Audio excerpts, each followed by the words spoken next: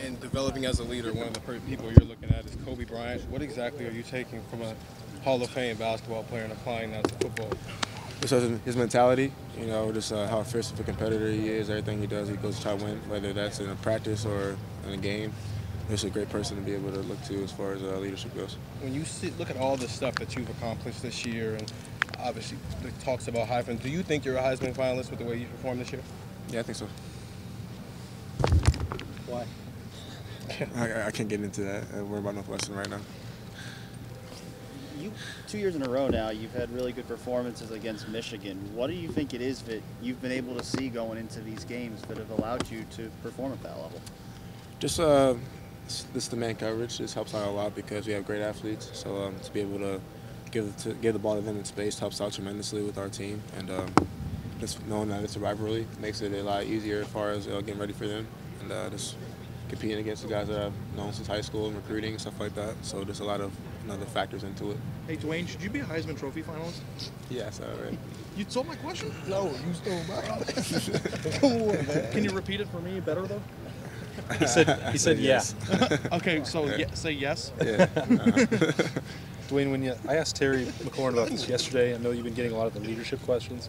He said that sort of as the year progressed, you just started showing more of your personality. Is that a conscious effort? Is that you just becoming more comfortable? How does that transpire? It's probably just be more comfortable as you get to play more and earn trust of your teammates and coaches. You just start to open up. So as the season going on, I've been able to come out of my shell and be more vocal and then be able to do things that I'm supposed to do as a quarterback. And I felt like I've definitely got better with that every game this year. Does that? This might be hard to answer. Does that feel different from week to week? And is that something that you're thinking about? I won't say thinking about. You just feel it. You have that. You said that vibe that you're able to do things that you haven't been able to do before. So just like each game, each practice, you feel a little bit more respect. You feel a lot of energy towards guys leaning towards you to get that energy from you. So that's probably it. Was that something that was in your personality, or did you have to develop that as far as being vocal and stepping up as a leader? Was it in your personality, or is it something that you had to? No, it's there. I just felt like I needed to earn that first. Are you by nature a quiet person? It depends on who I'm talking to. Hey, Dwayne, did you see or hear the jokes that Urban Meyer made about you on Monday? Which one? The one about shoulder pads dropping. Yeah, I heard about it. Did you watch it? No, I didn't watch it though. Did you have a take on that, or? Coach has his phrases and stuff, but I let him. He got it. Looking into it. What do you see from Northwestern when we're studying them on film? What stands out about their defense? Just very fundamentally sound. They do a lot of things together as a defense that you have to be able to pick them apart, drive down the field on them. They don't give you too many big plays. A lot of base coverage, not too many pressure. So you got to play really great football against them. Dwayne, what has changed with this team since that Purdue loss to get to the Big Ten Championship here? Probably just finding our mojo, finding out who we are, our identity as a team, and being able to, even though we lost that game, to know that we can bounce back. And each game was a learning process. And now that we've got the ball rolling, we were able to get better on all phases of the game. So we're looking forward to playing a complete game against them on Saturday. Dwayne, just a very simplistic football question. What's the difference for a quarterback playing a defense that plays a lot of man versus a defense that's going to play a lot of zone? So with man coverage, you can go like 18 for 32 and you can have a good day because 5 passes go for like 60-yard touchdowns. With zone coverage, you have to complete like 70% of your passes to be able to move the ball down the field against them because there's not a lot of big plays. So you have to be able to pick them apart, dissect them, and be able to see the coverages and zones and knowing that not every pass is going to be a touchdown. So with zone coverage, you got to be able to identify whether it's 1 high man or 3 sky, or it can be 3 buzz or 3 fire or 3 fire rock, a whole bunch of different things that you can see out there. So to be able to find the check down, be able to know the down and distance, and move the ball down the field. And obviously you've faced both this year, but how do you think you are against man, and how do you think you are against zone as a quarterback? I feel like I'm great against both. Minnesota played a little bit of zone coverage. Indiana did a combination of both, and you never know what you're going to get because all week in practice you can look at man coverage, and then on the game day they show you zone. So got to be ready for both coverages. Northwestern's a lot of more so zone than it is man coverage. But, if they give me open receiver, I'm going to complete it. Hey, Dwayne, it might be a little bit early to ask this, but it's something that people talk about. I think there's a sentiment, or people think that you could go to the NFL after this year. I know that you've always been a forward thinker. Is that something that you've ever considered or thought about? And do you have a take on just what people think in that regard? I mean, I know there's conversation about it, but my biggest focus is trying to go win games on Saturday. So when it's time to think about that, I'll talk to my family about it. But that's my first year here. I dream playing here, and this is a whirlwind. I'm just really blessed, and to be in the conversation and be an NFL draft pick, it's been a dream of mine. But I always want to play here first.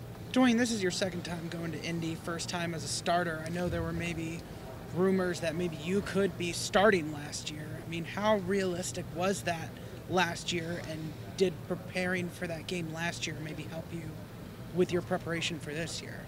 Yeah, I mean, last year was crazy. I still kind of don't know what happened. JT had his knee scoped, and there was all weekend practice. I was with the ones, and I thought I was going to start, and he played, and he did great. So I wasn't shocked by that, but just I was preparing to be a starter all week, and Saturday before the game, he's running out full speed. I'm like, okay, well, he's good. So just having that week of preparation as being a starter for a game like that versus Wisconsin helps me out going into this game because I know what it takes to go prepare for a game like this. How excited are you to finally get that start, though? I mean, were you a little bit let down maybe that you weren't starting last year, or after preparing as the starter for the whole week?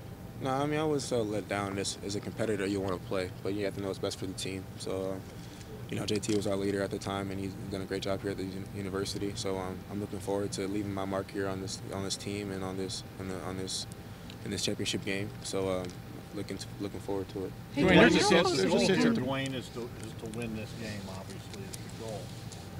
Obviously, the college playoff is out there as well. Do you have anything in mind? I mean, in 2014, it was a huge win, and it kind of launched you guys into the national title game. Have you guys talked about that, or what you need to do in this game to impress the committee? I wouldn't say we talked about that specifically. We just know we have to go out there and make a statement. So we have to just win the game, and committee will make a decision from there. But we got to worry about Northwestern before we are able to worry about anything else. Do you think there's any advantage to playing late? I guess the team that everyone's comparing you guys to when it talks about getting into the playoff is Oklahoma. They play at noon, you guys play at 8 o'clock. Is there any advantage to knowing that by the time you guys step on the field, you'll know what they have accomplished or not accomplished and what you guys need to do? I didn't even know they played at 12. I'd rather play earlier because I don't really like night games like that because it takes so long for it to get there. But, I mean, it's cool to be on primetime TV. But, sure, that probably help out a little bit knowing what happens with them at 12 o'clock in the game. But, game day is game day, so we got to worry about Northwestern and that atmosphere there. And playing in Indianapolis is a great place. It's indoors, so that's great for me. And, just looking forward to the opportunity. Dwayne, there's a sense you're going to get a few awards tomorrow from the Big Ten, et cetera. We won't get to talk to you tomorrow, but what does that mean to you to gain some awards like that? Obviously, you made Big Ten Player of the Week again for the 6th time, a record this week and stuff. What do those things mean to you, and how do you put them in perspective?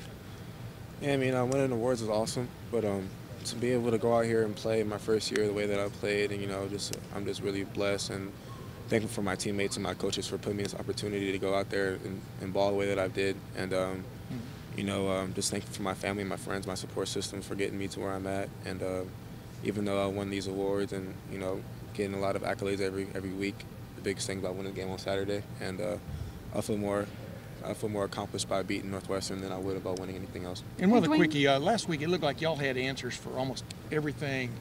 It's almost like y'all were ahead of the game with the offensive play calling and stuff. And did you feel that way too? And I don't know, is this playbook continuing to expand from your vantage point? Yeah, we knew we were gonna get after Michigan from day one, since the first day of practice.